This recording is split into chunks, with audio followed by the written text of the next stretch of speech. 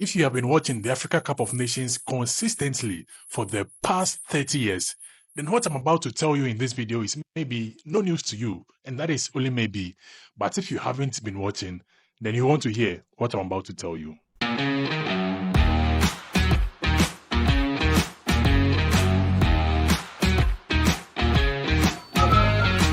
don't know what I'm doing. Alright, so welcome back. So this post was made by CAF. It was made by CAF on their channels, and it read something too cool about set swaps after winning a big title.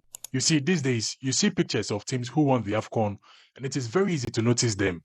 Like this picture, you can clearly tell this is Algeria from when they won the AFCON in 2019.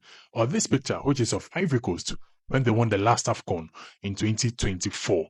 But in previous years, or about maybe 30 years ago, it wasn't that easy to tell. And let me give you an example. This picture, if you're neutral and you watch this picture, I mean, you look at it closely. Let's say you don't know any of the players in this picture. You don't know the winners of who won the AFCON maybe 30 years ago. You might be easily say, this is Tunisia. It's easy for you to say, this is Tunisia. But actually, this is South Africa. Then there is this picture also from the 1998 AFCON winners. This, if you know the kit of South Africa from the 90s, this is the South Africa kit. So you can easily say this is South Africa because the team lifting the trophy and the South African kit. But this is actually Egypt. Then this picture from that is 2000 AFCON winners. And this is the Nigeria kit. If you ask me, I will say it's Nigeria, assuming I didn't know any of the players in these pictures. I will say it's Nigeria.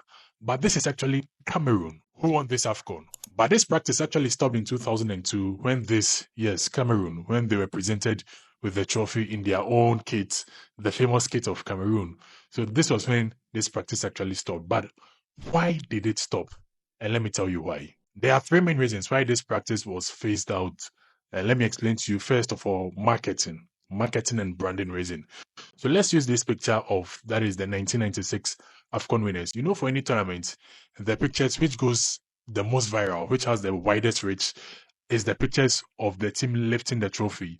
So it's very easy for you to see a picture of, let's say, Ivory Coast lifting the 2024 AFCON, than for you to see a picture of maybe the game between Ivory Coast and then Senegal. To see pictures of that game, it is rarer. It is rare to see those pictures as compared to a picture of Ivory Coast lifting the trophy. So the team lifting the trophy is the picture which goes the most viral, has the most widest reach. And when anybody is sponsoring you, they want to reach a wider market, a wider potential. So this picture, you can see South Africa lifting the jersey here. And if you check on the corner, yes, this corner, you can see a logo. This logo is the logo of a company called Lotto. They are a sportswear brand. They make sportswears in Italy, based in Italy, and they were the sponsors of Tunisia. And there were those who were projected in this picture. But the winners were South Africa. And if they had won their jerseys, then the one sponsoring them, which is Kappa, would have gone much more viral or had a wider reach. But it is rather the brand sponsoring the opposition, which is getting the bigger market, because the picture which has the widest reach has the logo of the sponsor of the opposition, which of course will not sit well with sponsors. So clearly, it had to be phased out after time. Then the second reason is because of national identity. Let's assume I am from Egypt. I want to see pictures of my country when they won the AFCON in 1998. So I go and search for it now in 2025. That is about 27 years later. And then I see this picture.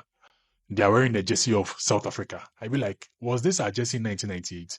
You feel a bit of disconnect, a bit lost, because you wanted to see your country lifting the trophy in something that is associated with you, which is, of course, the jersey, the colors of your country, but you are seeing the colors of another country. And this also means that maybe in 100 years from now, when the next generation are searching pictures, they'll be seeing teams in opposition jerseys lifting trophies. So it was, phased out, and now in recent years, teams actually wear their own colors to lift trophies. Then number 3, which is respect for opponents. So, finals are very tense games because everybody wants to win the trophy. Nobody goes into a final thinking that I'm going to lose. Everyone wants to win the trophy. So when they lose, anything at all can agitate or infuriate, that is the opponent or opposition fans or whoever the losing team formed part of. So let's assume someone wins the trophy and then wants to roll on the ground to celebrate. If they are wearing the jersey of the opposition country, let's say I'm from I'm from Nigeria, and then we played Cameroon in the 2000 AFCON final. We lost. Then a Cameroonian player was wearing the Nigerian jersey, then was rolling on the floor with the Nigerian jersey. It is going to infuriate because already you are feeling there's tension in the air. You are angry after losing the final. Then imagine someone dragging the colors of your country, which of course is in your jersey, on the floor. It's a bit infuriating. But then the player also wants to celebrate, just wants to celebrate. So, out of respect, out of not doing anything with the opposition jersey, it also had to be phased out. And also, imagine someone celebrating your own colors after beating you, like they beat you in the final, and then they are wearing your jersey and then celebrating with it. It angers a bit. So, because of all these reasons, it had to be phased out. There are a lot more reasons, but these are the top three I could offer for you as to why the culture of swapping jerseys for, that is, trophy presentation was slowly phased out, and now teams wear their own colors in trophy presentation. But tell me, would you like to go back to the olden days where teams will swap jerseys to lift trophies, or they should maintain this same culture of wearing their own colors? Let me know in the comment section.